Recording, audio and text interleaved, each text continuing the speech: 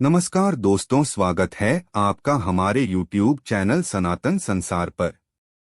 दोस्तों, सावन सोमवार व्रत में क्या खाएं क्या नहीं खाएं, सावन में लहसुन प्याज खाएं या ना खाएं, व्रत में नमक खाएं या ना खाएं, सावन में पति पत्नी को और कौन से रंग के कपड़े नहीं पहने चाहिए, ऐसी कौन सी गलतियां हैं जिन्हें सावन के दौरान हमें भूलकर भी नहीं करना चाहिए, पवित्र महीने में कितने सोमवार पड़ेंगे और सावन की समाप्ति कब है, आइए जानते हैं सब कुछ इस वीडियो में। दोस्तों, सावन का महीना कोई मामूली महीना नहीं होता। यह महीना साक्षात प्रेम की सौगात लेकर आता है, जिस कारण भक्तों को बड़ी बेसब्र से इंतजार रहता है।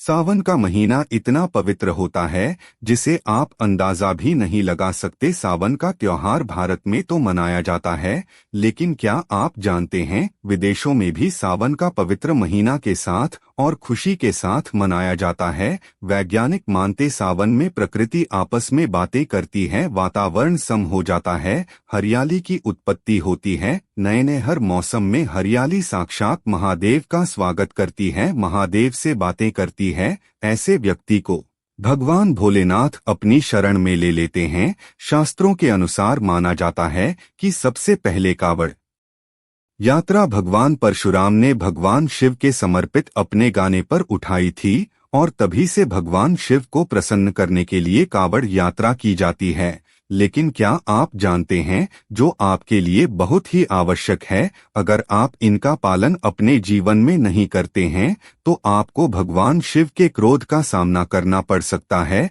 आपके पूरे परिवार को गरीबी, निर्धनता और बर्बादी का सामना करना पड़ सकता है। दोस्तों, आज का वीडियो बहुत ही सुंदर है, वीडियो को अंत तक जरूर देखें क्योंकि अधूरा ज्ञान हमेशा खतरनाक साबित होता है, इसलिए वीडियो को पूरा अंत तक जरूर देखें और सच्चे दिल से कमेंट बॉक्स में लिखिए हर हर महादेव, ओम नमः शिवाय। वीडियो को लाइक भी जरूर करें। अब सबसे पहले जानते हैं सावन सोमवार व्रत की तारीख। पहला सोमवार का व्रत 22 जुलाई को, दूसरे सोमवार का व्रत 29 जुलाई को, तीसरे सोमवार का व्रत 5 अगस्त को, चौथा सोमवार व्रत 12 अगस्त को, पांचवा व्रत 19 अगस्त को रखा जाएगा। सावन सोमवार के व्रत में क्या खाना चाहिए और क्या नहीं खाना चाहिए। अगर आपने सोमवार का व्रत रखा है तो आप इस दिन सात्विक भोजन ही करें, यह निर्जला व्रत नहीं होता। अगर आपने फलाहार का संकल्प लिया है तो नमक भूल कर भी लगे आप फल वगैरह ही खाएं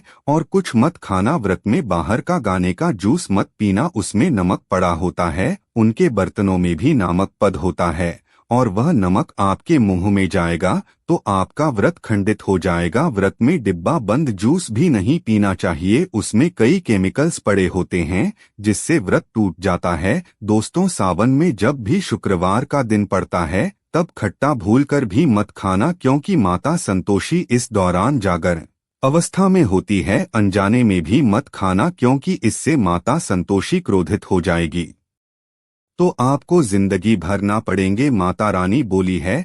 पर सावन के महीने में जो भी शुक्रवार के दिन खट्टा खाता है उसे परेशानियों का और माता के क्रोध का सामना करना ही पड़ता है। सावन में साधारण नमक फलों पर लगाकर या अमरूद के बीच में भरकर भूल कर भी नहीं खाना चाहिए। देख ले, पुराने आटे में कीड़े पड़ जाते हैं जिससे आपका व्रत खंडित हो सकता है। सोमवार के व्रत में आटा, बेसन, मैदा, सत्तू और अनाज का सेवन नहीं करना चाहिए। इसके अलावा हर व्यक्ति को मांस, मटेरियल, लहसुन, प्याज इत्यादि का सेवन भी नहीं करना चाहिए। व्रत रखने वाले व्यक्ति को धनिया पाउडर, मिर्च पाउडर या शादी नमक का सेवन भूल कर भी नहीं करना चाहिए। सावन में चाहे आपका व्रत हो या ना हो, किसी भी व्यक्ति को कड़ी पकोड़ा नहीं खाना चाहिए और पाटीदार सब्जियां जैसे पलक मेथी, लाल भारी बथुआ, पत्ता गोभी जैसी सब्जियां खानी चाहिए और जितना जल्दी हो सके कम से कम पहला सावन स्नान अवश्य करें। परिवार में सब कुछ दान करना चाहिए। अगर कोई बीमार है तो उसे पर गंगाजल की चीज मार दे। सावन में किसी भी गरीब का अपमान ना करें, क्या पता उसे गरीबों के रूप में भगवान शिवाय हो, क्योंकि भगवान शिव सावन में अपने भक्तों की परीक्षा लेने आते हैं। सावन में देर तक सोने वाली महिला का पति बर्बाद हो जाता है और उसकी मृत्यु निकट भविष्य में जल्दी हो जाती है। इसलिए पति के उठने से पहले सावन में हर स्त्री को जल्दी उठ जाना चाहिए और भगवान शिव की पूजा करनी चाहिए। सोमवार व्रत आपको अवश्य करना चाहिए। ऐसा करने से पति पत्नी को सहवास नहीं करना चाहिए। अगर आपने व्रत रखा है या आपकी पत्नी ने व्रत रखा है तो आप दूरी बनाकर रखें, क्योंकि ऐसा व्यक्ति इस दौरान भगवान शिव की शरण में होता है। सावन में घनघोर काले वस्त्र पहनकर शिव मंदिर में नहीं जाना चाहिए। चाहे तो आप अपने घर में काले वस्त्र पहन सकते हैं, लेकिन मंदिर में भूलकर भी जाना नहीं चाहिए और व्रत में भी काले वस्त्र नहीं पहनना चाहिए। वैसे तो सावन में लहसुन प्याज नहीं खाना चाहिए, पर यदि आपका व्रत है तो उसे दिन तो पूरे परिवार को लहसुन प्याज से परहेज करना चाहिए। सावन के घर में गंदगी नहीं होनी चाहिए, इससे प्रकृति नाराज हो जाती है। सावन में आपके घर का जो मंदिर है उसमें माचिस की खाली पड़े डिब्बे या माचिस नहीं रखनी चाहिए। सावन में घर में किसी भी व्यक्ति को गाली नहीं देनी चाहिए, पत्नी को शब्द नहीं कहना चाहिए और नहीं पति को चाहिए। उसके ऊपर महाकाल का क्रोध बरसता है। सावन में बाल नाखून नहीं काटने चाहिए, दाढ़ी वगैरह नहीं बननी चाहिए या आपको पहले कर लेना चाहिए। माता पिता का सम्मान करना चाहिए, क्योंकि माता पार्वती को माँ और भगवान शिव को पिता माना जाता है,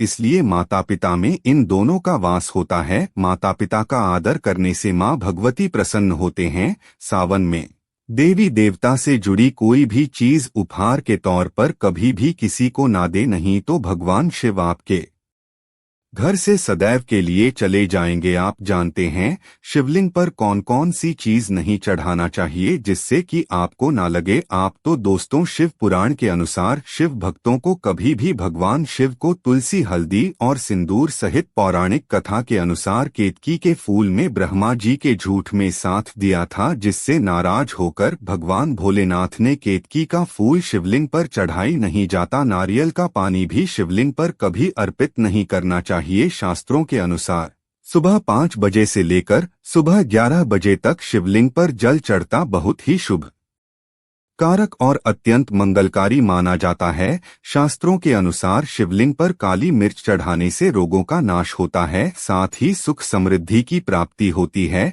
घर में कभी भी अंगूठे के आकार से बड़ा शिवलिंग नहीं रखना चाहिए और शिवलिंग पर जलधारा अवश्य होनी चाहिए। भगवान भोलेनाथ को टूटे हुए अक्षर कभी भी अर्पित नहीं करनी चाहिए। बेलपत्र की संख्या 3 होनी चाहिए। 21 मनोकामनाएं पूर्ण हो जाती है। भगवान शिव को दूध में पानी डालकर भी नहीं अर्पित करना चाहिए, इससे आपको फल भी उसी तरह का मिलेगा। भगवान शिव को एक बूंद भी आप अर्पित कर सकते हैं, पर दूध शुद्ध होना चाहिए और आपका मन भी शुद्ध होना चाहिए। शास्त्रों के अनुसार पीतल के पत्र से शिवलिंग पर दूध चढ़ाना सबसे उत्तम बताया गया है। धार्मिक कर्मकांड में पीतल के बर्तनों का विशेष महत्व बताया गया है। विवाह अधिकारियों में इसीलिए पीतल के बर्तनों का प्रयोग किया जाता है। आपको बता दें, सोमवार को पीतल के पत्र से शिवलिंग पर दूध से अभिषेक करना शुभ कारक बताया गया है। तेल और प्लास्टिक से बने बर्तन का प्रयोग न करें। शिवलिंग पर जल चढ़ाते समय भोजन आपके पैरों के पास नहीं जाना चाहिए, अशुभ माना जाता